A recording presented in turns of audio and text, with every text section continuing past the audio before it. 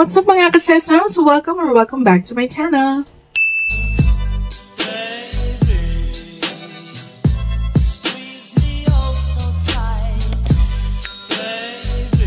So for today's video, i-share ko sa inyo kung ano yung aking mga skincare products na ginamit at ginagamit ngayong preggy ako.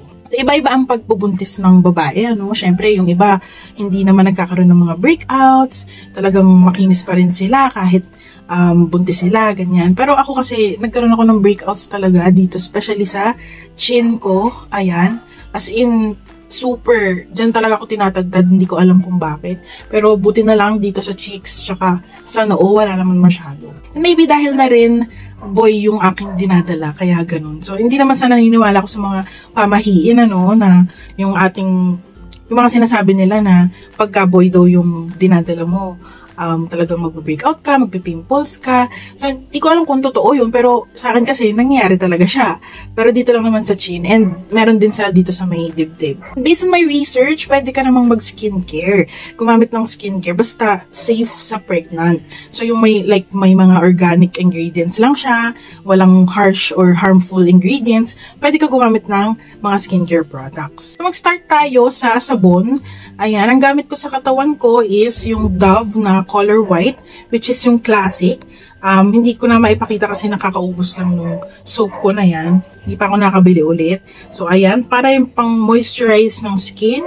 And maganda talaga sa skin ang Dove. And then, may isa pa akong soap na ginamit. Itong Pine Tar Soap. Grandpa Pine Tar Soap. Yun yata yung name nito. Ayan, nilagay ko lang sa tissue kasi ano siya, medyo yung amoy niya super hindi kaaya-aya. Hindi ko alam kung ako lang. Pero super, medyo nababahuan talaga ako sa kanya. So, kung medyo sensitive ang inyong mga ilong or mga pang-amoy, ngayong buntis kayo, di ko lang sure kung kaya nyo tiisin yung amoy nito. Pero ito kasi, ginamit ko lang siya para sa rashes. Kasi nagka-rashes ako nung first trimester. Parang I think, yata, sa 3rd month ko ata yun. Nagkaroon ako ng rashes as in buong katawan. Actually, hindi naman masyadong buong katawan. Sa legs, hindi naman ako nagkaroon. Pero sa buong likod, dito sa may chest part, sa braso, super dami. May dumapo lang sa akin na isang insect na kulay black. Hindi ko alam kung anong insekto siya. Pero nagpunta kasi kami sa Tagaytay noon. And nagka-rashes ako, nadapuan lang ako ng ganung klaseng insekto na hindi ko alam kung anong klase siya na insekto. Basta super liit lang niya na kulay black. So yun na, nagka-rashes na ako, nangati na ako, tapos kumalat yung rashes sa buong upper body ko. Kita ko sa TikTok, merong nagsuggest doon na ito daw yung nakatanggal ng rashes nila nung pregnant sila. And safe din to sa pregnant kasi gawa siya sa organic ingredients lang, parang plant-based, ganon. 1 week ko lang ginamit to sa rashes ko na wala na yung rashes ko. Next product naman is itong from Lux Organics Aloe Vera Soothing Gel. Ayan. So, ito gamit na gamit ko to. Hanggang ngayon, ginagamit ko to. Ngayong 8 months preggy ako. Normal naman daw kasi sa buntis na nangingitim yung leeg. Ayan. Meron akong mga dito, medyo nangingitim dyan sa gilid. Ayan. Konti na lang siya ngayon. Dati, super itim talaga niyan. Lalo nung 2nd trimester. Super nangingitim talaga siya. Tapos ito, everyday, every after ligo, every after shower sa gabi, bago matulog. So, twice a day ko siyang nilalagay dito sa mga discoloration sa neck ko, yung mga nangingitim. Pwede rin siya sa armpits. Kung nangingitim din yung armpits nyo, singit nyo, pwede rin siyang ilagay doon. So, ito, best for whitening sa mga dark areas ng skin. Ito, super bango din talaga nito kapag nilagay mo sa skin mo or sa leg mo. Para ka na rin nakakulon kasi super bango niya as in. Next product naman is itong from Dove din. Ito yung Radiant Plus Care Deodorant Dry Serum. Ito yung deodorant na ginagamit ko ngayong buntis ako. Ay, super bango din nito. And mild lang talaga siya sa skin. And safe naman siya for preggy kasi niacinamide naman. And vitamin C and E yung kanyang pinaka-main ingredient. And nakalagay din dito, even tone plus dark marks reducer. So, kung nangingitim ang kilikili, bagay na bagay din talaga tong Dio na to. Next product naman is ito, Jelly Prim Tea Tree Essence Acne Cream. Ayan, so ito naman yung aking pinaka holy grail for my acne. Kasi talagang tinatadtad talaga ako dito sa chin. Ayan, so ito, madami ako nilalagay dito sa part na to. Pag naglalagay ako every night ko lang naman siya nilalagay. So, ayan, ganyan yung main ingredient ito is tea tree and very safe for pregnant kasi organic ingredients lang din naman yung ginamit sa kanya. Ayan, medyo paubos na rin siya.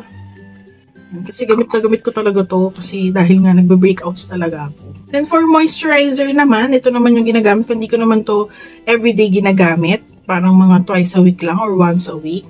Kasi ang pinaka ginagamit ko talaga yung Tea Tree Essence Cream para sa aking breakout. So ito naman from Skintific 5x Ceramide Barrier Moisture Gel. Ayan, ang main ingredients naman ito is hyaluronic acid, centella, marine collagen. And ayan, paubos na siya actually. Konting-konti na lang yung laman niya. So ito naman yung Vitamin C Brightening Face Cream. So ito naman, pagka okay na yung face mo, yung skin mo, at wala na masyadong pimples, like gumaling na lahat ng pimples, ito naman yung para mag-even yung skin tone mo, like yung mga acne marks dyan, ayan, yung mga blemishes na ganyan, yun naman yung tatanggalin ng cream na to. Karamihan ng mga products sa Jelly Prim, puro hindi siya matapang yung amoy. Kaya pag kumbuntis ka at gumagamit ka ng mga Jelly Prim products, hindi masakit sa ilong, like hindi maiirita yung ilong mo kasi very mild lang yung kanilang mga scents. Ganyan naman yung kanyang cream. Ayan. So, medyo madilaw ang itsura niya. Paubos na rin siya actually. Very effective for brightening din talaga. Palighten siya ng skin tone sa face. Habol ko rin pala tong Caladryl. Yung nakagaling at nakawala sa aking mga rashes. After ko gamitin yung sabon na Pine Tar Soap, yung brown soap na pinakita ko kanina, after ko maligo, ito yung ilalagay ko naman sa mga rashes ko. As in, natatanggal na yung pangangate and nakagaling din talaga siya. So, nalimot ko isama tong toner na ginagamit ko na safe for preggy din. As in, parang water lang siya. Wala siyang amoy. Ito yung Docdo Toner. Ilagay ko na lang din yung link dyan sa baba ng video para malaman nyo kung saan siya mabibili. Made in Korea yan pero available naman siya online. Gumagamit din pala ako nitong Skin Elasticity Oil.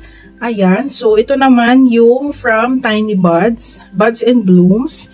Yung kanyang brand. Mapapansin nyo, paubos na siya. Ayan. Ganyan na lang siya kakunti. Naubos ko na yung isang bote niya. Kasi since first trimester, ginagamit ko na to up to now.